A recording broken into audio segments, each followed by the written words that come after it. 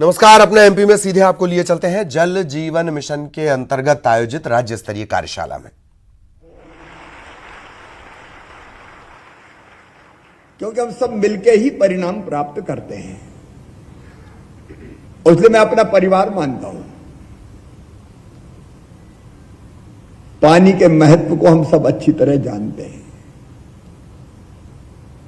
रहीमन पानी राखिए, बचपन में आपने भी पढ़ा होगा पाठ्य पुस्तकों में, बिन पानी सब सून, पानी मिले न उबरे मोती मानस चून।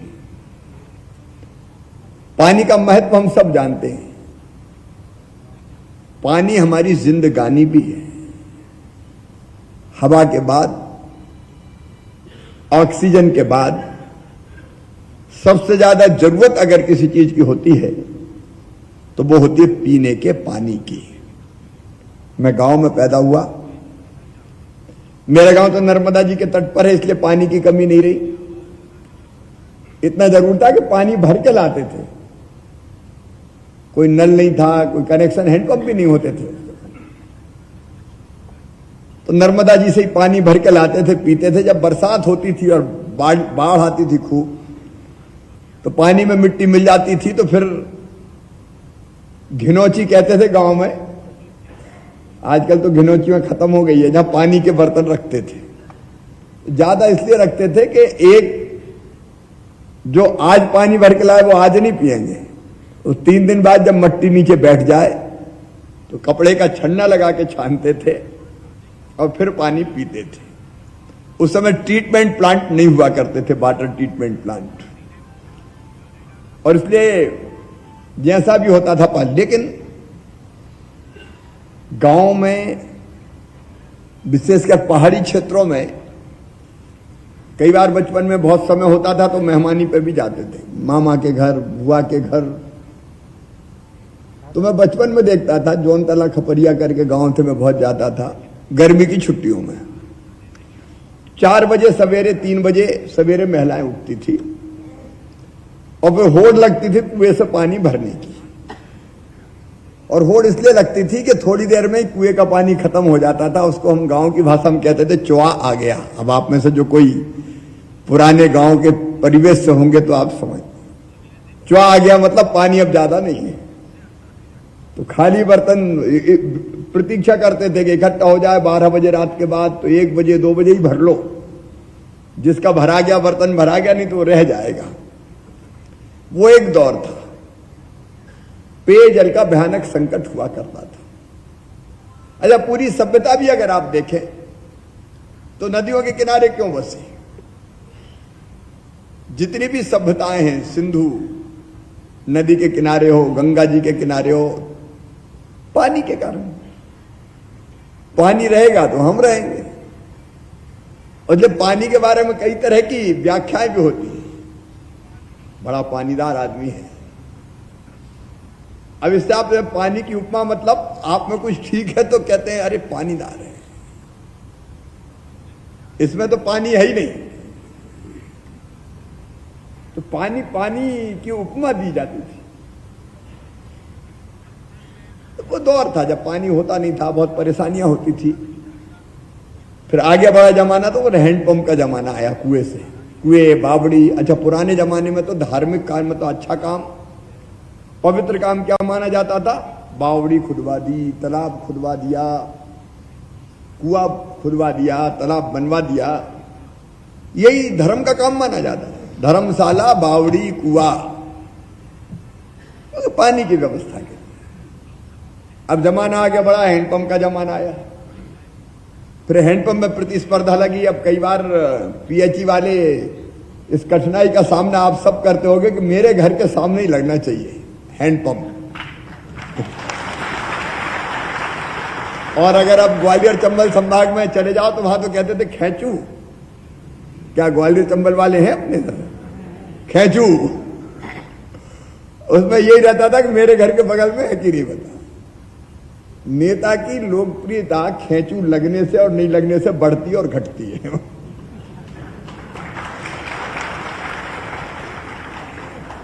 लेकिन अब जमाना बदला। 2012 में हमने जल निगम बनाया। आप में से सबको याद होगा लगभग, क्योंकि जिनकी सर्विस पुरानी है, क्योंकि तब दिमाग में विचार आया कि भैया अब ये हैंडपंप वाला युग खत्म करना चाहिए। अच्छा, मैंने एक पीड़ा देखी कि पानी भरने का जिम्मा किसका, तो पुरुष प्रधान समाज है। साहब तो भरेंगे नहीं, पानी मैडम ही भरेगी। मैडम ने भी फिर बाया मीडिया निकाल लिया कि मैं काहे को भरूं, बेटी भरेगी या बहू भरेगी।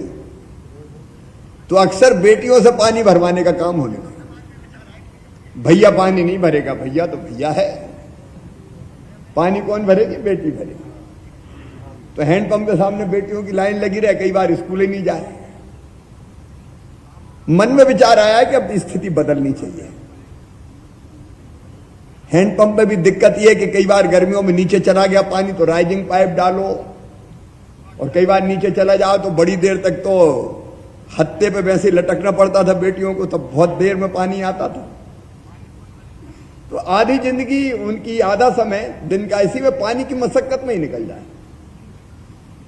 अच्छा, हमने वो दौर भी देखा। मेरे क्षेत्र में बुधनी से मैं कई वर्षों से विधायक हूं, तो कई गांव लाड़कू जैसे ऐसे थे, सीहोर वाले जानते होंगे, कि सवेरे बैलगाड़ी पे जो संपन्न होते थे वो बैलगाड़ी पे पानी की टंकी रखते थे, कोठी बोलते थे, और 4-5 किलोमीटर दूर जाके जहां पानी मिलता था वहां कोठी भरते थे, फिर लौटते थे। और जिनके पास बैलगाड़ी नहीं थी वो पैदल ही जाते थे। तो जिंदगी का आधा हिस्सा पानी भरने में ही, पानी की व्यवस्था ही में चला जाए।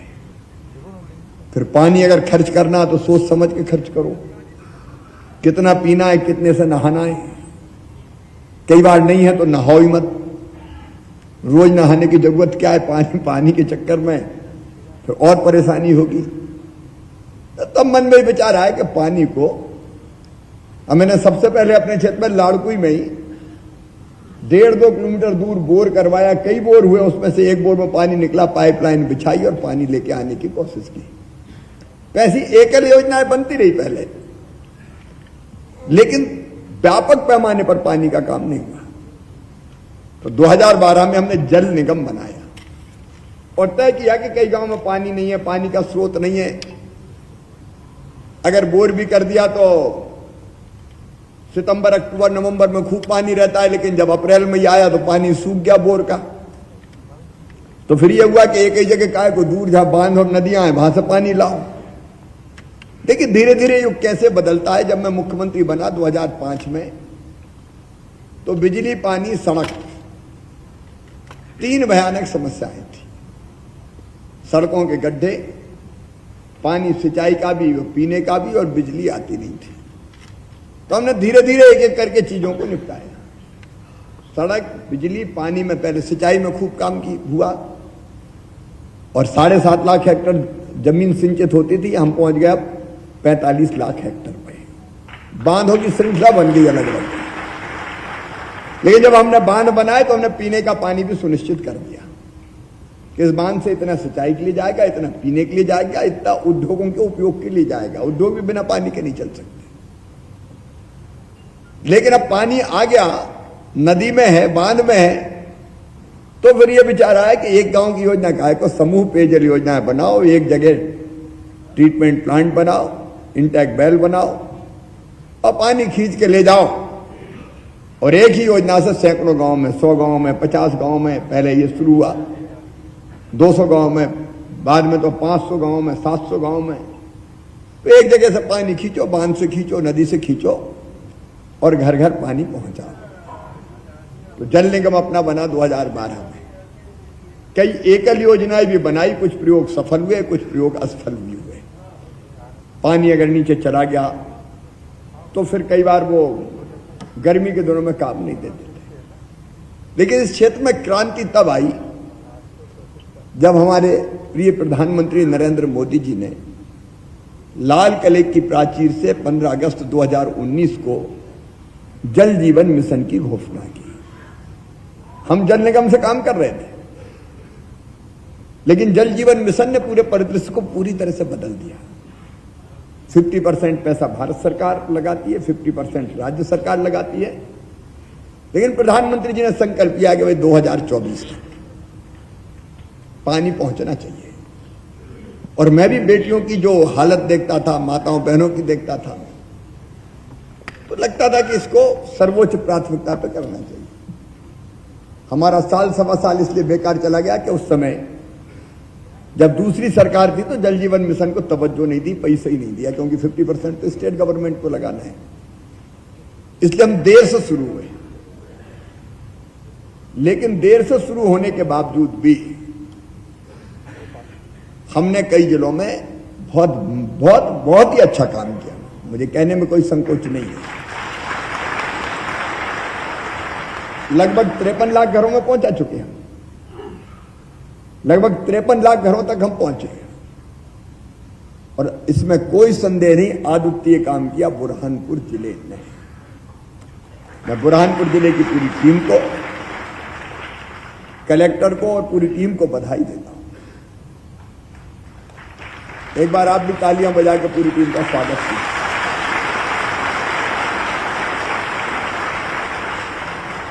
कई जगह हमें खूब यश मिला, भारत सरकार ने भी पुरस्कृत किया। बुरहानपुर के पीछे मैं भी पड़ा था, क्योंकि मुझे उम्मीद जगी कि सबसे पहले हो सकता है। तो मेरी सभाओं का भी प्रिय विषय रहता था कि भैया बिना जनता के, क्योंकि एक बड़ी चुनौती हमारे सामने, हमारे पास तो एक साथ आप सोचो 51-52 हजार करोड़ रुपया की व्यवस्था और उसको ढंग से खर्चा करवा लें, इसका अमल ही हमारे पास नहीं था। कभी सोचे नहीं था कि इतना काम भी एकदम मजा आएगा, चारों तरफ काम ही काम। तो जितनी तैयारी चाहिए, प्रशिक्षित man power, skilled man power, वो नहीं थी। शायद ठेकेदार भी उतने नहीं। तो लगातार इस आयोजन पर भी नजर बनी हुई है। इस वक्त भोपाल से बड़ी खबर, सीएम शिवराज ने रीवा जिले की आज समीक्षा की है। मॉर्निंग में जो क्लास वो लेते हैं, आज रीवा जिले की क्लास लगी है। जल जीवन मिशन को लेकर उन्होंने निर्देश दिए हैं। काम की गति तेज करने के निर्देश, ठेकेदार ने काम पूरा नहीं किया तो पेमेंट रोका जाए, इस तरह के सख्ती बरतने की बात उन्होंने आज मॉर्निंग क्लास में कही है।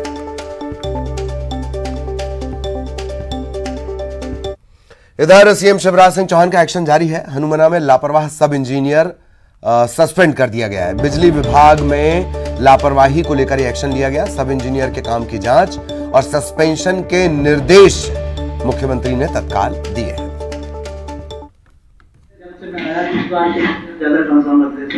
व्यवस्था बनाई सर, सतत क्षेत्र में थोड़ी समस्या रही है सर, वो आप ठीक हुई है। सब इंजीनियर को सर वहां से हटाया गया है, हटा दी उसको, सस्पेंड करके उसके सारे कामों की जांच करा। और अब धार से बड़ी खबर मिल रही है। रूपेश हत्याकांड को लेकर बवाल लगातार जारी है। गुस्साए लोगों ने थाने का घेराव किया है। कड़ी कार्रवाई की मांग को लेकर यह घेराव किया गया है। हालांकि प्रशासन ने आरोपियों के मकान पर बुलडोजर चलाया है। धन्नड़ गांव में आरोपियों के अवैध कब्जे हटा दिए गए। मुख्य आरोपी समेत कुल 6 गिरफ्तारियां हुई हैं। पीथमपुर पुलिस लगातार इसे लेकर कार्रवाई में जुटी हुई है।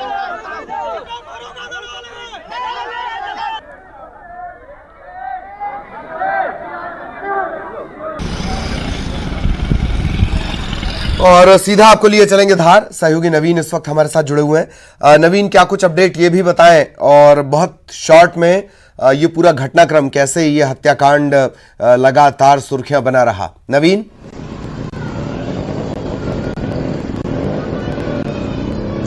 जी ललित, बिल्कुल बताना चाहूँगा कि ये पूरी घटना जो है धार के पीथमपुर इलाके की है। पीथमपुर इलाके में ग्राम धन्नड़ है और वहाँ का जो है मुख्य आरोपी इसमें बताया जा रहा है। इसमें होता ऐसा है कि एक तरफा प्रेम के चलते जो है एक युवक की हत्या कर दी जाती है, जिसके बाद उसका शव जो है घर के पास ही गाड़ दिया जाता है। पुलिस को सूचना दी जाती है गुमशुदगी की। उसके बाद में पुलिस जो है एक्शन में आती है और उसके बाद में युवक का शव जो है वो बाहर निकाला गया और उसके बाद में जो है उसको पीएम के लिए अस्पताल में पहुंचाया गया है। अभी फिलहाल जो है मौके पर लोग आक्रोशित है। थाने का लोगों ने घेराव कर रखा है और बड़ी संख्या में जो है लोगों ने थाने का घेराव कर रखा है। लोगों में काफ़ी आक्रोश देखा जा रहा है। इसके अलावा यदि साथ ही हम बात करें कि लोगों के आक्रोश की, तो उन्होंने यहाँ पर सड़क पर जाम भी लगा दिया है। तो कुल मिला के लोगों में मतलब बहुत ज़्यादा आक्रोश देखा जा रहा है। वहीं प्रशासन ने भी इसके खिलाफ कार्रवाई की है।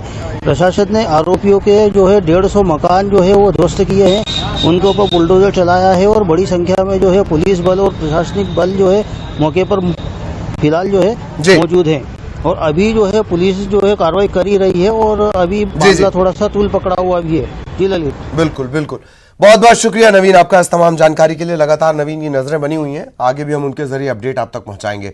इधर इंदौर से बड़ी खबर, अगवा बच्ची बरामद कर ली गई है और शुरुआती जांच में ऐसा लगता है कि इसके साथ दुष्कर्म किया गया है, ये आशंका जताई जा रही है। ट्रक चालक ने इसे अगवा किया था, पुलिस ने बरामद कर लिया है। परिजनों के साथ रात को ये मासूम सोई थी। तकरीबन 2 बजे परिजनों के जागने पर ये मासूम गायब मिली। कई किलोमीटर दूर इस बच्ची को बरामद किया जा सका। एमवाय अस्पताल में इसका इलाज जारी है। इंदौर के चंदन नगर थाना क्षेत्र का पूरा मामला है। पुलिस के तमाम बड़े अधिकारी पड़ताल में जुटे हुए हैं। बहुत वो एक व्यक्ति है हमारा, उसका नाम बताया कि वो ट्रक चालक है और बीच बीच में कभी उसके यहाँ आता था।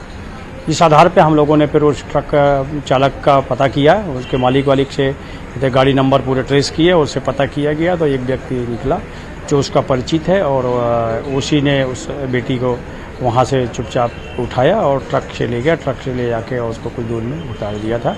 अभी हम उससे पूछताछ डिटेल कर रहे हैं कि क्या हुआ है। मेडिकल के लिए भेजा गया, जैसे भी आगे जो कार्रवाई होगी हम लोग उसमें सख्त से सख्त कड़ी कार्रवाई। सहयोगी विकास इस वक्त इंदौर से हमारे साथ जुड़े हुए हैं। विकास, क्या कुछ अपडेट इस घटनाक्रम में? और बच्ची का अब चूंकि दुष्कर्म की बात आ रही है, वैसे भी मेडिकल जांच होती है, अब दुष्कर्म के एंगल से भी मेडिकल जांच होगी। विकास, क्या अपडेट?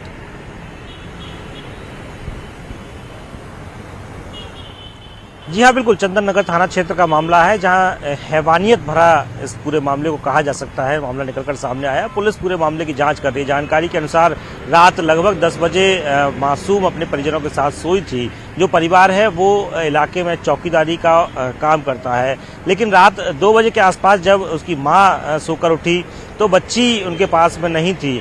जब इसकी जानकारी पुलिस को दी गई तो आसपास के इलाके में सीसीटीवी खंगाले गए, जिसमें एक ट्रक चालक उस मासूम को अपने साथ ले जाते हुए दिखाई दिया। पुलिस ने सतर्कता बरतते हुए उक्त ट्रक चालक को हिरासत में ले लिया। वहीं जब पुलिस ने आसपास के इलाकों में सघन चेकिंग की, तभी पुलिस को लावारिस हालत में 2 वर्षीय मासूम रेती मंडी इलाके में लावारिस हालत में मिली। पुलिस ने मासूम को बरामद कर लिया है, उसका उपचार चल रहा है। हालांकि उसकी स्थिति जो है वो ठीक नहीं थी, लिहाजा बहुत ज्यादा वो कुछ बताने की या कुछ स्पष्ट जानकारी उसके माध्यम से नहीं दी जा पा रही है। स्वास्थ्य परीक्षण किया जा रहा है, लेकिन पुलिस ने आरोपी को हिरासत में लेकर उससे पूछताछ शुरू कर दी है। पुलिस उस बिंदु पर भी पड़ताल कर रही है कि आखिर आरोपी गलत नियत से ही इसे लेकर। जी जी जी जी, चलिए बहुत बहुत शुक्रिया विकास आपका इस तमाम जानकारी के लिए। खबर सतना से। सतना के अमरपाटन में मौत पर बवाल हो गया। अमरपाटन में सतना रोड जाम कर दिया गया। शव रखकर परिजनों ने प्रदर्शन किया है। कल युवक का कुएं में शव मिला था। परिजनों का कहना है कि हत्या हुई है। जमीन विवाद में हत्या का आरोप लगाया जा रहा है। हत्या का मामला दर्ज करने की मांग की जा रही है।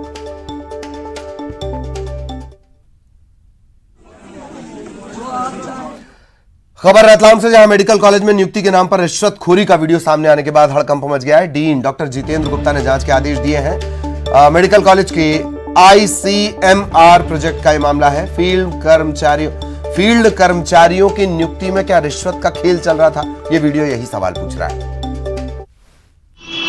अभी इसका रास्ता निकालो यार, अभी तो आप इसका निकालो, अपन करते हैं। वो यार के सामने वाला भी इतने दे रहा है, तो सर ने ये बोला कि यार अपन बंदा उसके लिए जो अपने काम का है, जो काम है, और अपने हाथ में कुछ नहीं होता ना। देखो अपने को कोई मिलना है क्या, वो तो सर ने बोला।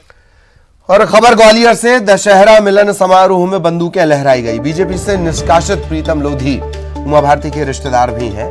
प्रीतम लोधी ने अपनी ताकत एक बार फिर दिखाई। समर्थकों के साथ बंदूकें लहराई हैं। यह भी कहा, एक भी लाइसेंस सस्पेंड नहीं होने दूंगा। भारी संख्या में समर्थक मौजूद रहे। जलालपुरा में तलवार वाले हनुमान मंदिर परिसर में ये समारोह हुआ था। बीजेपी से निकाले गए हैं। ब्राह्मण वर्ग को लेकर विवादित बयान दिया था। मैदान में बंदूकें और तलवार लेकर खड़े थे समर्थक।